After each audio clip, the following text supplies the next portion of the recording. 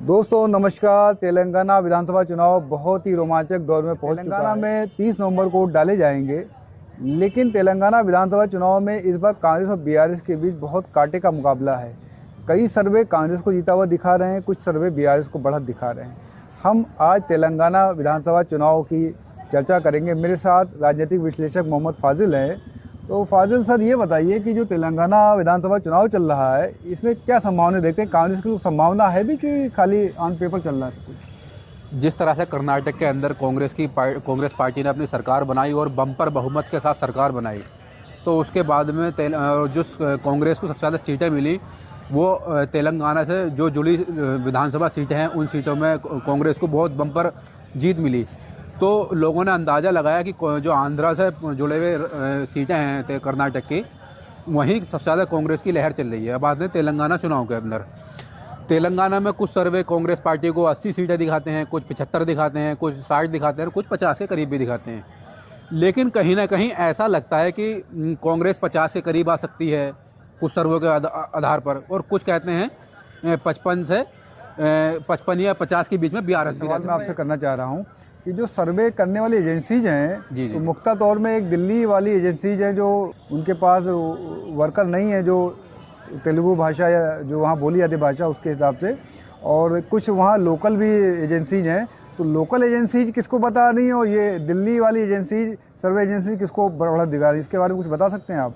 हाँ, कल मैंने एक एजेंसी जो तेलंगाना की है, जो मतलब सर्वे उसके बहुत काफ़ी हद तक बहुत सटीक रहते हैं, उन्होंने 55 सीटें कांग्रेस को दिखाई हैं और लगभग 52 से 53 सीटें उन्होंने बीआरएस को दिखाई हैं। बहुत बड़ी बात है। अगर कोई लोकल एजेंसी बता रही है कि तेलंगाना में कांग्रेस थोड़ा ऊपर है, एक दो सीट ऊपर है, तो बहुत बड़ी बात है कांग्रेस की। लेकिन यहाँ एक सवाल ये भी हो जाता है, जहाँ एक दो सीट का मसला है, वहाँ ओवैसी साहब की पार्टी AIMIM 7 से 8 सीटें जीतती रही है। सात सर्वे के आधार पर 7 सीटें जीत रही। तो इस आधार पर बीआरएस और मीम का तो गठबंधन एक चल ही रहा है। उनका तो अनौपचारिक तौर पर गठबंधन उनका रहा भी है पूरे 10 साल अभी, लेकिन अब ऑफिशियल गठबंधन उनका होने की संभावना, अगर ऐसा रिजल्ट आता है तो संभावनाएं बढ़ जाएंगी। और सबसे बड़ी बात यह है उस सर्वे के आधार पर भाजपा को 0 से 3 सीटें दिखाई हैं। अब आप इसका एक समझ सकते हैं कि जो भाजपा के सबसे मजबूत प्रत्याशी हैं T राजा सिंह, उनकी सीट भी फंसी हुई उस सर्वे के आधार पर दिख रही है। देखिए, इसमें एक चीज़ बहुत खास है बात, तेलंगाना में कांग्रेस को एक बढ़त है ऐसा नहीं है, लेकिन क्या कांग्रेस का तो एक दिक्कत वहाँ ये आ रही है कि कांग्रेस को एक महागठबंधन का सामना करना पड़ रहा है। बीआरएस अकेले चुनाव नहीं लड़ रही है, उसके पीछे से बीजेपी का भी सपोर्ट है। बीजेपी ने एक तरह से अपना कैंपेन बहुत वहाँ हल्का कर दिया, एक तरह से हट चुकी है वो। और ओवैसी साहब की जो पार्टी पहली बार खुल के मीम पार्टी ने पहली बार खुल के तेलंगाना में बीआरएस के प्रत्याशियों के लिए अपील की है, और घर घर जाके उसके कार्यकर्ता जा रहे हैं वोट डालने के लिए। और ओवैसी साहब का एक तेलंगाना में एक अपना असर है, तो जाहिर सी बात है जहाँ कांटे का मुकाबला है, वहाँ ओवैसी साहब की एक अपील का तो एक बहुत बड़ा जो है दोनों में फ़र्क पैदा कर सकते हैं चुनाव नतीजे में। आपको क्या लगता है इस बारे में? एक बात सबसे बड़ी अजीब हो रही है इस चुनाव के अंदर, जितना भाजपा मजबूत चुनाव लड़ेगी उतना बीआरएस को अपनी सीटों का नुकसान उठाना पड़ेगा। भाजपा जो है तेलंगाना चुनाव के अंदर वोट कटुआ पार्टी साबित हो रही है जो सर्वे आ रहे हैं उसमें, वरना भाजपा हमेशा लीडिंग रोल में रहती है। और अब की बार ऐसा हो रहा है, जितना भाजपा मजबूत लड़ेगी उतना फायदा कांग्रेस पार्टी को होगा। अगर भाजपा जितनी कम वोटों में सिमटती है, बीआरएस अपना, क्योंकि जो भाजपा वोट काट रही है वो बीआरएस का काट रही है।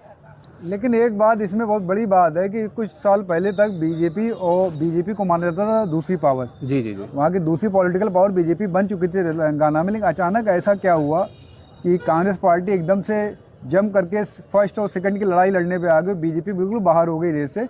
क्या वजह इसको आप देखते हैं इसमें? इसकी 2 सबसे प्रमुख वजह ये हैं कि गैस सिलेंडर ने बहुत ज़्यादा घर के किचन में रोल अदा किया है, क्योंकि जो महिलाएं हैं जब वो 1100 रुपये का सिलेंडर खरीदती हैं तो वो महिलाएं जो हैं उनके मुंह से बददुआएं निकलती हैं। एक सबसे बड़ा फैक्ट ये है। और दूसरी बात, कांग्रेस पार्टी की जिन राज्यों में सरकार है उन्होंने 500 रुपये कर दिया, तो लोगों को लगता है कि भाई साहब हमारी गैस में ऐसी कौन सी कमी है जो 1100 रुपये का हम खरीद रहे हैं और उनकी गैस में क्या कमी है जो 500 रुपये का मिल रहा है गैस का। और दूसरी चीज़, महंगाई बहुत हद से ज़्यादा बढ़ चुकी है। गैस सिलेंडर का मसला एक गेम चेंजर बता रहे हैं सर, लेकिन एक और चीज़ हुई है खड़गे साहब को जो कांग्रेस ने अध्यक्ष बनाया है, इसके दलित बाद वोटरों का एक तरफा दलित रुझान। वोट जो का रुझान कांग्रेस की तरफ बढ़ा है और बीजेपी के लिए रुझान कम हुआ है, तो इसलिए आधार पे भी लग रहा है। दूसरी बात, राहुल गांधी जो यात्रा की थी उसका सबसे ज्यादा भारत जोड़ो यात्रा का सबसे ज्यादा प्रभाव तेलंगाना में था। क्या ये सब फैक्टर मिला के कांग्रेस के लिए काम कर रहे हैं? बहुत, बिल्कुल बिल्कुल, क्योंकि कांग्रेस जो है एक ऐसी पार्टी बन चुकी थी तेलंगाना के अंदर जो 19 विधानसभा सीटें 2018 के चुनाव में जीती थी। बहुत कम सीटें थी और उसमें भी 13 विधायक उनके भागकर बीआरएस में शामिल हो गए थे। कुल कांग्रेस के पास में 6 विधायक बचे थे। अब उसके बाद में कांग्रेस पार्टी अपना कैडर खड़ा की है और मतलब कुछ सर्वे इतना बता रहे हैं, मैंने 2 सर्वे देखे कल, जिसमें कांटे की टक्कर बताई जा रही है। एक मिनट, जहाँ तक सर्वे की बात है, सर्वे तो जब नतीजे आएंगे तो पता चलेगा कौन सा सही कौन सा गलत है। लेकिन आप जो ग्राउंड का जो फीडबैक आपने लिया होगा लोगों से, मालूम करके, अपने तमाम आपके पत्रकार दोस्त होंगे, तो उनसे क्या मिला आपको? कांग्रेस की बम्पर लहर वो लोग बता रहे हैं, लेकिन कांग्रेस की लहर बता रहे हैं, कांग्रेस की बम्पर लहर बता रहे हैं, लहर नहीं बम्पर लहर। लेकिन उसके बाद में देखना तो हमें 3 तारीख को ही चलेगा, क्योंकि बहुत से लोगों के सर्वे ऐसे होते हैं कि वो आज इस गांव में गए, हो सकता है दूसरे गांव में दूसरी पार्टी का माहौल हो, लोगों के बीच में बातचीत करते हैं, उसी से अंदाजा लगाया जा सकता है। लेकिन जब मत पेटियां खुलती हैं तो उसी के बाद में असली रिजल्ट तो तभी माना जाएगा उसको। अच्छा, ये बताइए, एक वो अलग बात है, सर्वे गलत हो सकते हैं, किसी का अनुमान गलत होता है, लेकिन एक बात तो तय है, कांग्रेस और बीआरएस के बीच बहुत ही करीबी मुकाबला है। तो ओवैसी साहब इस करीबी मुकाबले में बीआरएस के लिए वरदान साबित हो रहे हैं ना। 1 और 1 11 होते हैं, कांग्रेस अकेली है वहाँ पर। किंग मेकर की भूमिका में आ सकते हैं ओवैसी साहब।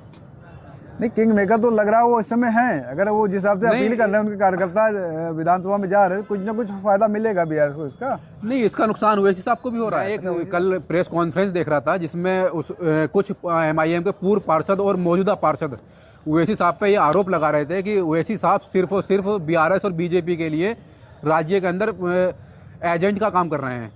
तो इससे एमआईएम को भी काफ़ी नुकसान उठाना पड़ रहा है, क्योंकि कांग्रेस की लोकप्रियता इस टाइम देश के अंदर इसलिए बढ़ रही है क्योंकि लोगों को, देश के लोगों को लगता है कि भाजपा को हटाने वाली सिर्फ इकलौती पार्टी सिर्फ कांग्रेस है। देखिए, ऐसा इसमें मेरी एक अलग राय है। देखिए, जिसको मीम टिकट नहीं देगी और जो बागी बनेगा वो तो बुराई करेगा ओवैसी साहब की।